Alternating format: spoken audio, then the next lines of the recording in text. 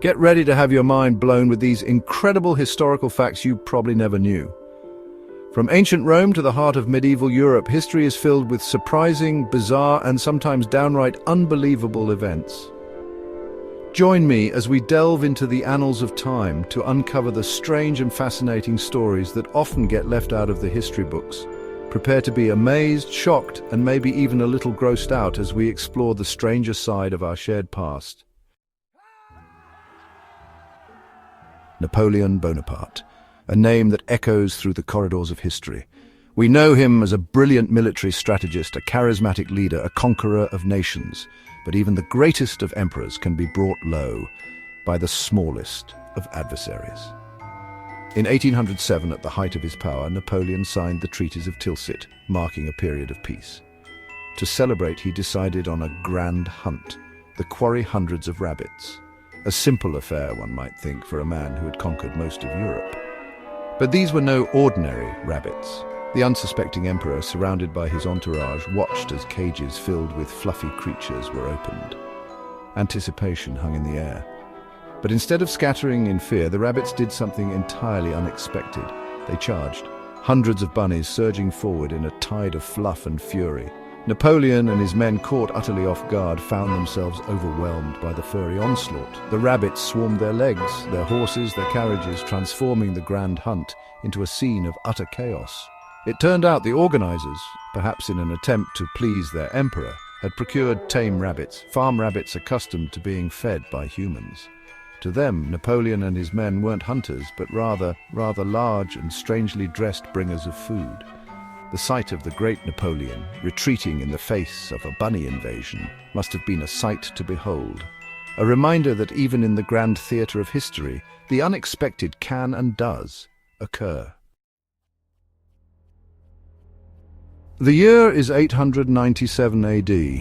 The setting, Rome, the Eternal City. Within the hallowed halls of the church, a most peculiar and macabre event is about to unfold.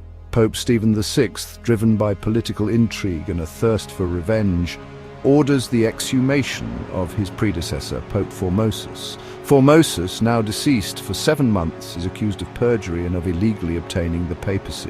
What follows is a spectacle of such bizarre proportions that it still chills historians to this day. The deceased Pope Formosus, his decaying body, clad in full papal vestments, is propped upon a throne in the Basilica of St. John Lateran. A deacon is appointed to act as his defense, a macabre mockery of justice. Throughout the trial, Pope Stephen VI, filled with righteous fury, hurls accusations at the silent, decaying Formosus. The verdict, of course, is a foregone conclusion.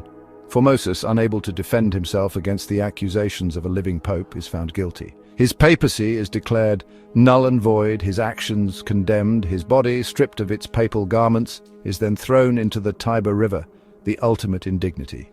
This grotesque spectacle, known as the Cadaver Synod, stands as a chilling testament to the ruthlessness of power struggles within the Church. The events of that day would cast a long shadow, serving as a stark reminder of the depths of human ambition and the lengths to which men will go to secure their power, even if it means putting a dead man on trial.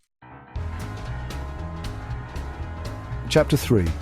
Ancient Rome, a civilization renowned for its advancements in engineering, law, and military prowess. But let's be honest, some of their hygiene habits were, shall we say, a bit perplexing. Step back in time with me, if you dare, to the bustling streets of ancient Rome. Imagine the sights, the sounds, the smells, and perhaps try not to imagine the taste of their mouthwash.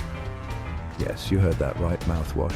The ancient Romans, those ingenious inventors, used urine as a key ingredient in their oral hygiene routine. And, before you recoil in disgust, they had their reasons, however baffling to our modern sensibilities.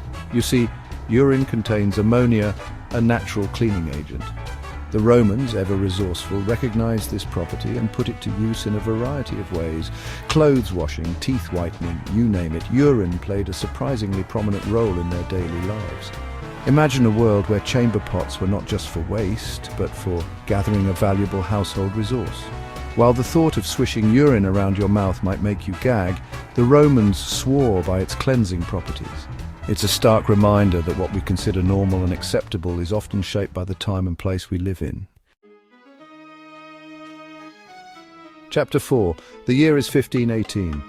The place, Strasbourg, a bustling city in what is now France. The summer sun beats down as a strange and unsettling event begins to unfold. An event so bizarre, so inexplicable that it has baffled historians for centuries. It begins with a woman.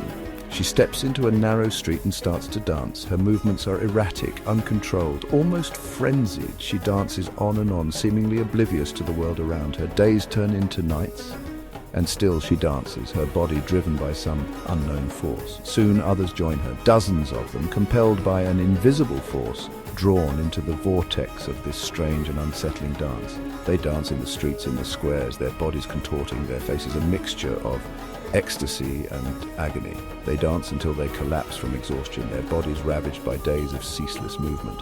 The authorities are baffled. Physicians are summoned, but they can find no explanation, no cure for this terrifying dancing mania. Some whisper of demonic possession, others of poisoned bread, still others of mass hysteria.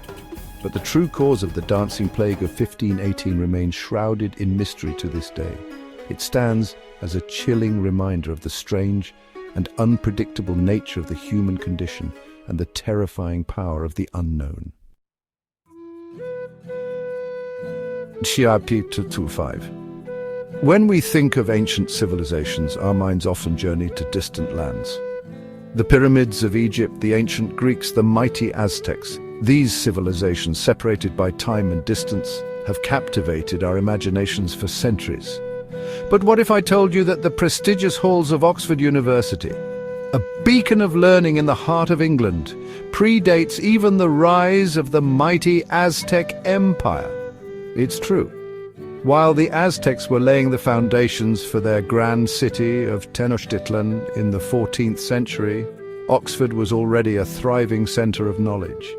Imagine students strolling through the cloisters of Oxford, their voices echoing through the ancient quads, debating philosophy and theology, while hundreds of miles away the Aztecs were building their empire.